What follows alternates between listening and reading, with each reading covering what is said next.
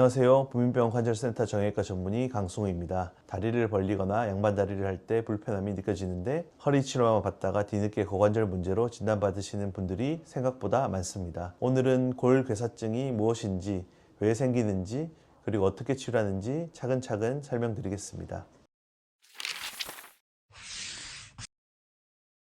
아직까지 명확하게 밝혀진 병은 아니고 가설이기는 한데, 골괴사증은 뼈로 가는 혈액 공급이 원활하지 않아 뼈 조직이 서서히 손상되고 괴사하는 질환으로 생각하고 있습니다. 이 질환은 우리 몸의 여러 부위에서 발생할 수 있지만 대퇴골두에서 가장 흔하게 나타납니다. 중요한 점은 초기에는 특별한 증상이 없는 경우가 많다는 것입니다. 이미 뼈 손상이 진행되고 있어도 통증이 거의 없거나 발견이 늦어지는 경우가 적지 않습니다. 대표적인 위험 인자로는 과도한 음주와 장기간 스테로이드 사용이 있습니다. 과도한 음주는 지방 대사 이상과 미세혈관 혈류 장애를 일으켜 대퇴골두의 혈액 공급을 저하시킬 수 있는 것으로 알려져 있습니다. 또한 류마티스 질환이나 자가 면역 질환, 장기 이식 후 면역 억제 치료 등으로 스테로이드를 장기간 사용하는 경우에도 골괴사증의 위험이 높아질 수 있습니다. 그 밖에 고관절 골절이나 탈구 같은 외상으로 혈관이 직접 손상되는 경우도 있으며 특별한 원인이 없이 발생하는 특발성 골괴사증도 있습니다. 중요한 점은 이 질환이 노인성 질환만은 아니라는 점입니다. 30에서 50대의 비교적 젊은 연령에서도 충분히 발생할 수 있어 주의가 필요합니다.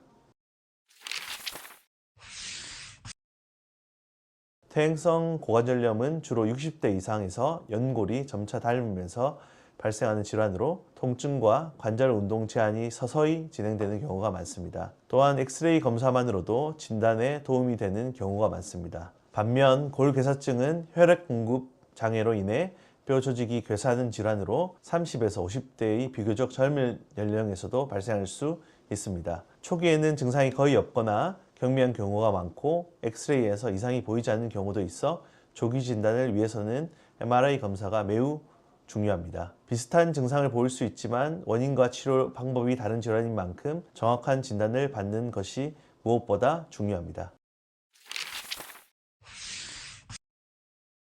골괴사증은 진행 정도에 따라 크게 4단계로 나눌 수 있습니다. 1기는 괴사가 시작되어 MRI에서는 보일 수 있지만 엑스레이에서는 정상으로 보이는 단계입니다. 이 시기에는 대부분 특별한 증상이 없거나 증상이 매우 경미합니다. 2기는 엑스레이에서도 괴사로 인한 변화가 관찰되기 시작하는 단계입니다. 아직 대퇴골두의 형태는 유지되고 있지만 뼈 내부에서는 괴사가 진행되고 있는 상태입니다. 3기부터는 대퇴골두가 함몰되기 시작합니다. 이때부터 사타구니나 엉덩이 부위의 통증이 나타나고 걷거나 체중을 실을 때 통증이 점점 심해지는 경우가 많습니다. 4기에서는 대퇴골두 함몰이 더욱 진행되고 퇴행성 관절염이 함께 발생하는 단계입니다. 심한 통증과 함께 관절 기능이 크게 떨어져 걷는 것조차 힘들어질 수 있습니다. 진단에 대해서도 말씀드리겠습니다. 골괴사증 초기에는 엑스레이 검사에서 이상이 보이지 않는 경우가 많습니다. 반면 MRI는 뼈 내부의 혈액 공급 변화와 초기 괴사 병변을 확인할 수 있어 아직 뼈의 형태가 유지되고 있는 1기나 2기에서도 진단에 매우 유용합니다. 따라서 골괴사증이 의심되는 경우에는 MRI 검사가 조기 진단에 중요한 역할을 합니다.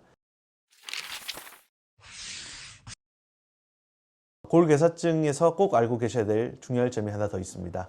바로 양측성으로 발생할 수 있다는 점입니다. 50% 이상의 환자에서 반대쪽 고관절에도 함께 발생합니다. 문제는 한쪽이 아파 병원을 찾았을 때 반대쪽은 아직 증상이 없거나 매우 경미한 경우가 많다는 점입니다. 따라서 한쪽 고관절에서 골괴사증이 진단되면 반대쪽 고관절도 함께 평가하는 것이 중요합니다.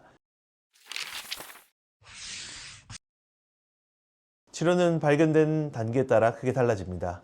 1기와 2기처럼 초기에 발견된 경우에는 약물 치료와 체중 부하 조절 등의 보존적 치료를 시행하며 경우에 따라 감압술을 고려하기도 합니다. 감압술은 괴사된 뼈 부위에 작은 구멍을 만들어 뼈 내부의 압력을 낮추고 혈류 개선과 뼈 재생을 돕는 치료입니다. 아직 대퇴골두의 형태가 유지되고 있는 초기에는 관절을 보존하면서 치료를 시도해 볼 수 있습니다. 하지만 3기처럼 대퇴골두가 함몰되기 시작한 경우에는 함몰 정도와 괴사 범위, 환자의 증상 등을 종합적으로 고려해 관절 보존술이나 인공고관절 수술 여부를 결정하게 됩니다. 사기처럼 함몰이 진행되고 퇴행성 관절염까지 동반된 경우에는 대부분 인공고관절 수술을 시행하게 됩니다. 오늘은 골괴사증이 어떤 병인지 진단 및 치료에 대해서 설명드렸습니다. 골괴사증이 의심되신다면 더 늦기 전에 전문의와 상담받아 보시기 바랍니다. 오늘 영상 여기까지입니다. 오늘도 불민하세요.